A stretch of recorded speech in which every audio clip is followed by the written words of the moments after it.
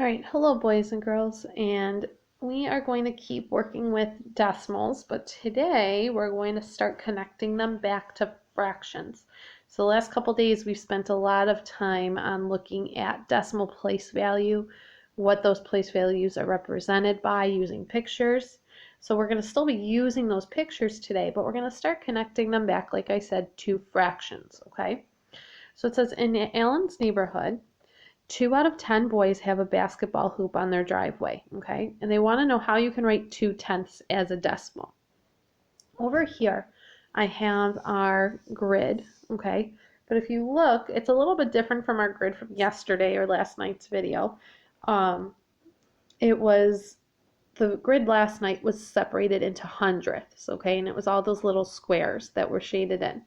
This grid is only split into tenths, and the reason I only did that is because they want to know what 2/10 is as a decimal, okay?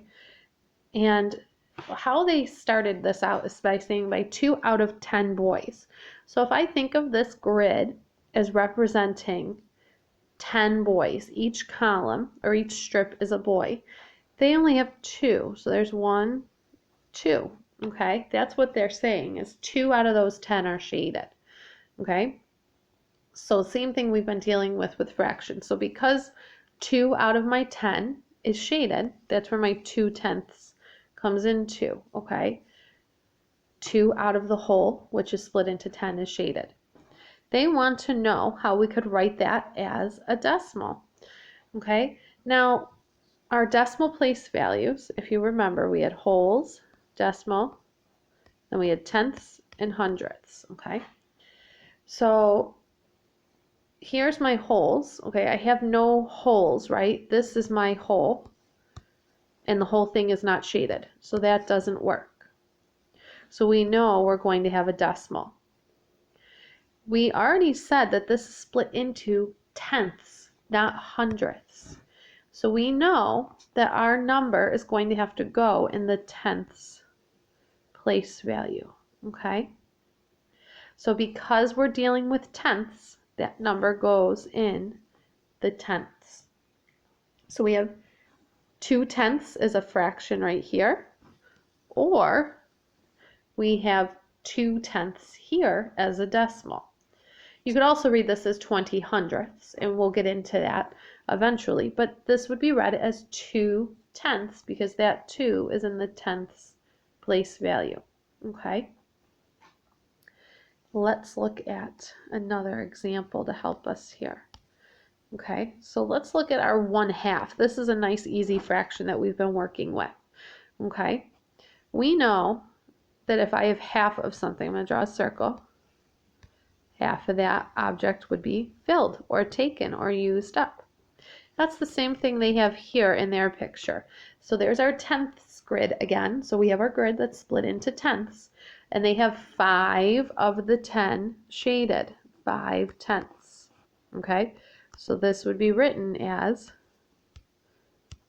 5/10. That's the same thing. Now, you're probably thinking, but that doesn't say 1/2. But if you remember and think back to our equivalent fractions, anything that's equal to 1/2, the numerator is half of the denominator. So in this case, our 5 is half of our 10, okay? I could also have 3/6. I could have 4/8. All of these fractions are still equal to 0.5 or 5/10 because they're halves. They're equal to 1/2, okay? So whenever I see 1/2 or a fraction that's like 1/2, like this, it will automatically be equal to this, our 5/10, okay? And a nice way to think of this is because this is tenths, that's where my denominator is. So if I had 8 of these shaded, I would have 8/10. If I had 7 of them shaded, I would have 7/10. Your denominator is coming from the fact that we have tenths here. Okay, so to keep it easy for yourself, just you can make any fraction out of here. Just your denominator should be tenths because that's what we are dealing with. If we had our hundreds grid, okay, our denominator would be 100. Okay, and we're going to look at that in just a minute. So let's take a look here. So here's our 4/10. They want us to write as a decimal, and then they want us to write 8/10 as a fraction. So here's my fraction, and then here's the decimal that they want us to change. Okay. Well, all I said already is we have our tenths. Because this is tenths, that 4 goes into the tenths place value. Okay.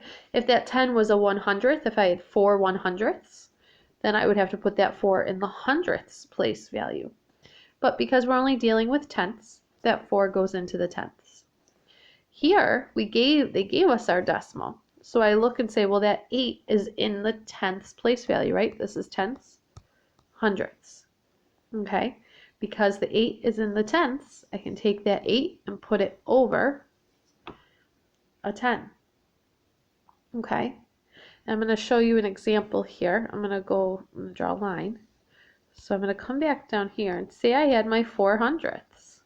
Okay, because that 4 is over 100th, I would have to put that 4 in the hundredths place value. Okay, and then vice versa. Let's say that 8 was in the hundredths place value, and I wanted to turn that into a fraction. I would have to put the 8 over a 100. Okay, so this is where the place value has to really start coming into play. You have to remember where those tenths are and those hundredths are so that we know where to put our digits or our numbers when we're writing out these decimals. So your practice problem tonight is going to be something similar to what you just did here. You're going to have to take a fraction and turn it to a decimal, and take a decimal and write it as a fraction.